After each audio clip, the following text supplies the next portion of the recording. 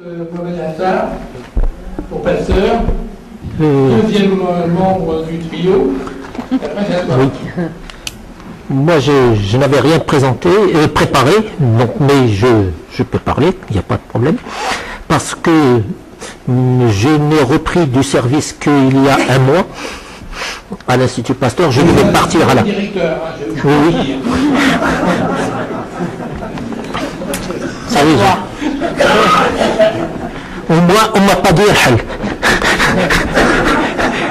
On m'a dit reviens. Bon, ils m'ont compris. Ils m'ont pas dit dégage. Bon, d'accord. Donc, ce projet d'agence, comme l'a dit Raja et l'a rappelé, c'est un vieux projet que c'était notre rêve il y a 20 ans, quand on a commencé à travailler à l'Institut d'hygiène et à revigorer cet Institut d'hygiène avec... et là, vraiment, c'était le dynamisme et je le dis encore, sans le soutien des jeunes, on n'aurait pas avancé beaucoup plus et fait beaucoup de choses. Donc, on a redynamisé l'Institut, on a fait des choses, on voulait imposer la qualité. Malheureusement, c'est sur la qualité que je me suis fait virer, parce que tu te rappelles, Raja, on nous disait produisez avant de parler de qualité, on leur disait on ne peut pas produire si on n'a pas la qualité, et donc ça a été un des points d'achoppement, entre autres, avec le ministre. Monsieur Jean-François a rappelé la 95, il y avait encore toujours l'idée de projet de fusion et tout ça. Là encore, 95, moi j'étais au purgatoire parce que j'étais en bis-bis avec le ministre de la Santé pour un problème justement, puisqu'on parle de juge et parti. Nous, on défendait le principe qu'il fallait séparer les juges et les partis, et ça nous avait fait vraiment une catastrophe au niveau du Maroc parce que la même personne était juge et parti. Donc il y avait des problèmes. Puis finalement, le projet de jumelage est arrivé. Et là, il a renforcé l'idée qu'on ne pouvait pas aller plus loin sans vraiment mettre en rationaliser les moyens et développer cette agence. Et là encore, comme ça a été dit, il y a eu des circonstances favorables, donc le jumelage est venu, il y a eu le démarrage de Yanfi qui favorisait ces instituts de santé publique, et là on a vraiment ce projet. Quand on parle de cultures différentes, finalement, en gros, il n'y a pas de grande différence de culture, parce que vraiment on a inculqué les mêmes cultures, on a travaillé ensemble, donc on se connaît. Moi, je crois que maintenant, pour aller de l'avant, il faut être réaliste, connaissant le Maroc, les textes, Madame Largy, les textes législatifs ne paraîtront pas le jour du jour au lendemain ici, malheureusement. Les textes peuvent mettre des années avant des allers-retours avec le Parlement, le secrétariat général, les publications et tout ça.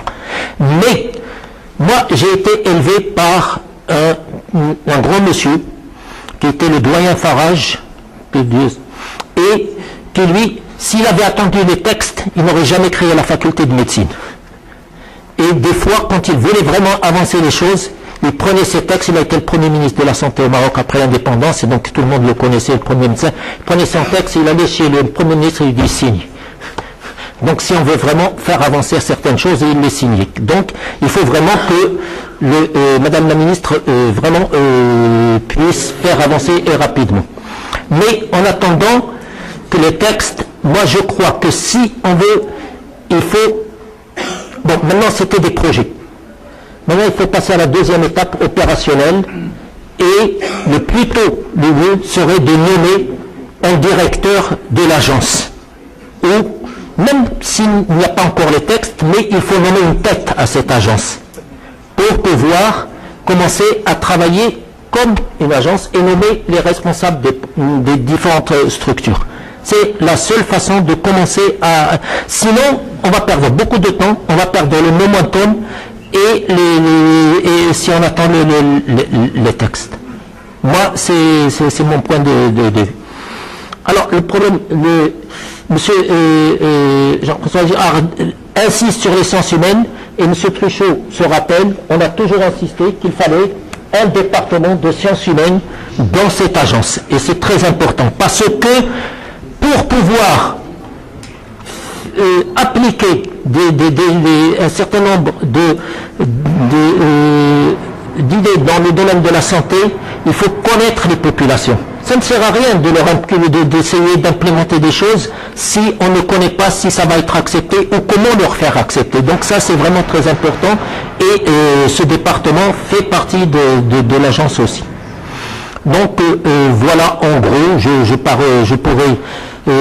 il y a un seul point quand même. J'ai un regret quand même, c'est que nos amis de l'Institut Pasteur à Paris n'aient pas été impliqués parmi nous.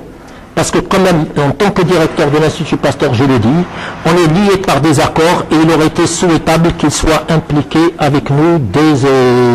Je l'avais déjà demandé auparavant, mais ça n'a pas été fait, c'est dommage.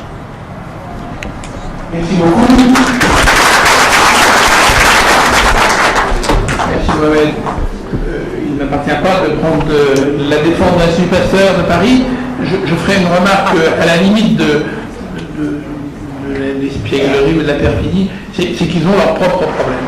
C'est-à-dire qu'effectivement l'Institut Pasteur de Paris, dans le dispositif de recherche et d'enseignement supérieur français actuel, et son statut clairement montre que le choix qui a été fait, avec un grand nombre de pasteurs qui est partagé, certes, de par le monde, montre que dans ce domaine-là, les choix institutionnels qui sont faits ne sont pas forcément faciles définitivement, et du coup ça renvoie, si je fais ce commentaire, c'est que le choix que vous êtes en train de faire, de rassembler l'ensemble, tout en respectant la mémoire du grand pasteur, dans un institut national, est certainement pertinent et un mode de réponse à leurs difficultés.